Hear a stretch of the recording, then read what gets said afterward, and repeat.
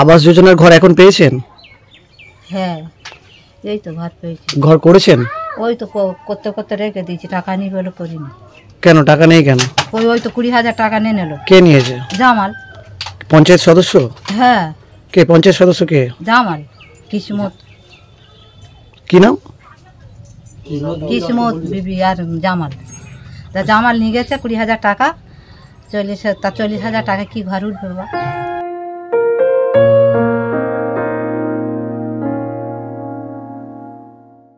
পুকুর পাড়ে ঝুপড়িতে দিন কাটাচ্ছেন এই বিধবা বৃদ্ধা। কিন্তু কেন এমন পরিস্থিতি জানেন? শুনলে অবাক হবেন। এই বৃদ্ধার জন্য যে পাকা ঘরটি বরাদ্দ হয়েছিল তা তৃণমূলের নেতারা খেয়ে নিয়েছেন। ঘটনাটি ঘটেছে দক্ষিণ 24 পরগনার মগরাহাটে। আবাস যোজনায় কাটমানি নেওয়ার অভিযোগ উঠেছে তৃণমূলের পঞ্চায়েত সদস্যা এবং তার স্বামীর বিরুদ্ধেই।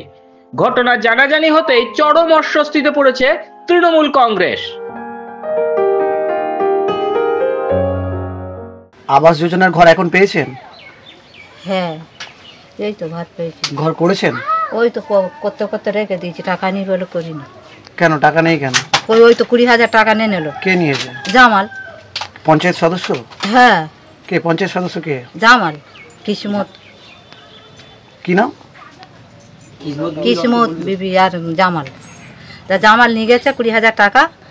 40,000 টাকা কি ঘর উঠবে বাবা? এক করতে পারছেন না? না। মগরাহাট পশ্চিমের ইয়ারপুর গ্রাম পঞ্চায়েতের গোল মসজিদ এলাকায় বাড়ি আঞ্জুয়ারা বেওয়ার।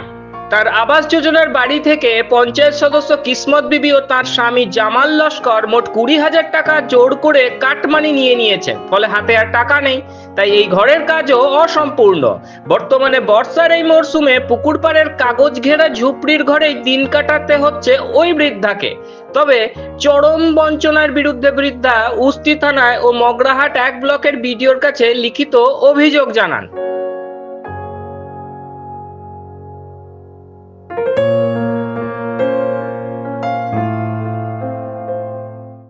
আপনি কোথাও অভিযোগ করেছেন যে টাকা নিয়েছে ওরা? হ্যাঁ। কোথায় করেছে? ওই তো ওই ইয়েতে সব ভিডিও সব কিছু সেদিনে তারা বললো কি বলে এই টাকায় কেস করা যায় বলে। আর আমি বলতেছি বলে হ্যাঁ রে বউ, তা জামাল তো 20,000 টাকা আমার কাছ থেকে নিয়ে নিলো, তাই ঘরটা কী করে বাঁধবো? তা কিছু জামালের বোন তুই কিছু ধার দে। বলে আমি কোথা পাবো দেবো? এখন কি চাইছেন আপনি? এখন ওই ঘরটা তুলবার জন্য টাকা পয়সা চাইতিস তো। যদিও পঞ্চায়েত সদস্য কিসমত বিবি অভিযোগ অস্বীকার করেছেন। তিনি অভিযোগ উড়িয়ে দিয়ে বলেন, রাজনৈতিক কারণে আমাকে বদনাম করা হচ্ছে। আপনার এবং আপনার স্বামীর নামে একটা অভিযোগ হচ্ছে যে এক পঞ্চায়েতের এক বিধবা মহিলার নাকি আবাস যোজনার টাকা, বেশ কিছু টাকা। না স্যার, আমি নিইনি স্যার, সব মিথ্যে কথা বলে ওরকম করছে। আমি এই বলছি শুনুন স্যার, আমি একদম নিইনি টাকা। ওরা আমার নামে অভিযোগ অনেক জায়গায় জানিয়েছে। হ্যাঁ, এটা নিয়ে তো বিডিও থানা আপনার কাছে সব জায়গায় কমপ্লেন করেছে। হ্যাঁ, কমপ্লেন করেছে। অন্যদিকে তৃণমূলের ব্লক যুব সভাপতি ইমরান হাসান বলেন, দল এই ধরনের কাজ সমর্থন করে না। কাটমানির বিষয়ে জিরো টলারেন্স নীতি রয়েছে। অভিযোগ প্রমাণিত হলে কড়া ব্যবস্থা নেওয়া হবে।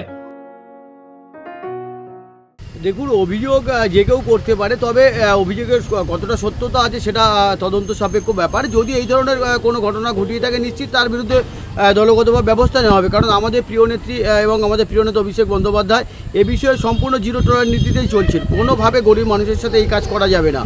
আর আমার যেটুকু আপনি বলছেন, উনি যে নামটা বলছেন, উনি আমাদের তৃণমূল কংগ্রেসের কোনো মেম্বার নয়। উনি সম্ভবত সিপিএম থেকে জিতে আমাদের দলে এসছে, তবে অফিসিয়ালভাবে দলে জয়েন করেছে কিনা সেটাও আমার জানা নেই। তবে এই ধরনের ঘটনা যদি সত্যতা থেকে থাকে, নিশ্চিত দলগতভাবে আমরা ব্যবস্থা নেব।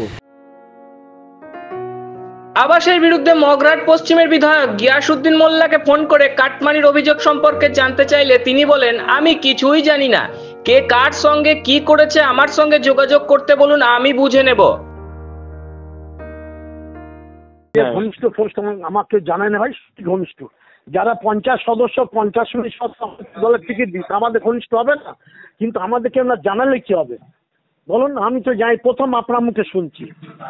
বুঝছো? যারা আমরা টিকিট দেবো ঘনিষ্ঠ বলে, দলের অনুগত বলে, দল তো আমাদের সাপোর্ট কর টিকিট এই বলে নয় গরিব লোকদের টাকা দাও। আজ পর্যন্ত মগরাট পশ্চিমে কেউ বলতে পারে না। আপনার কাছে প্রথম শুনলাম। যাক আমি জানি না, আমার সঙ্গে যোগাযোগ করতে হলে কে কত লাঠের বট আছে দেখে নেবো, টাকা নিয়েছি কি যাচ্ছে আমি কিছুই জানি না ভাই। গরিব বৃদ্ধার কাছ থেকে জোর করে টাকা নিয়ে যাওয়ায় ঘটনায় তীব্র ক্ষোভ প্রকাশ করেছে বিজেপি।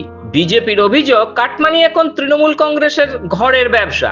যদিও প্রশাসন থেকে তদন্তের আশ্বাস দেওয়া হলেও এটা প্রহসন, কারণ চোরেরা চোরেদের বিরুদ্ধে কিভাবে তদন্ত করবে?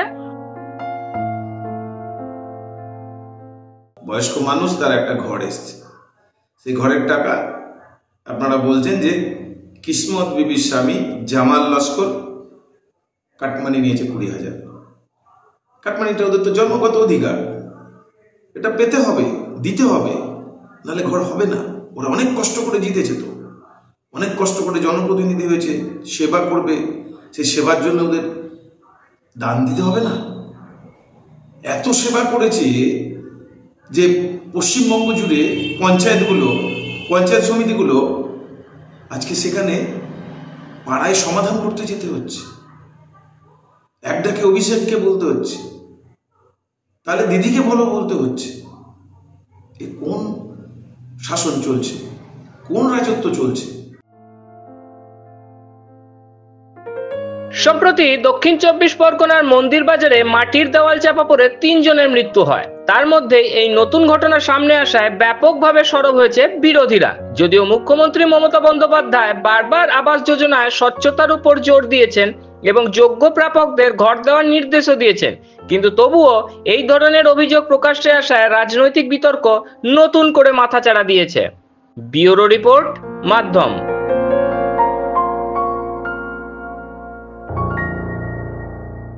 अरुणाचल सरकार का संकल्प 5 प्रतिज्ञा: शिक्षा से सशक्त भविष्य, कृषि से समृद्धि का, प्रकृति का साथ विकास, हर घर तक ग्रीन एनर्जी, पर्यटन से नई पहचान। इन प्रतिज्ञाओं के माध्यम से हम बनाएंगे ऐसा अरुणाचल सुंदर, स्वच्छ, सुरक्षित, शिक्षित, स्वस्थ और समृद्ध। हमारा वादा, विकास भी विरासत भी।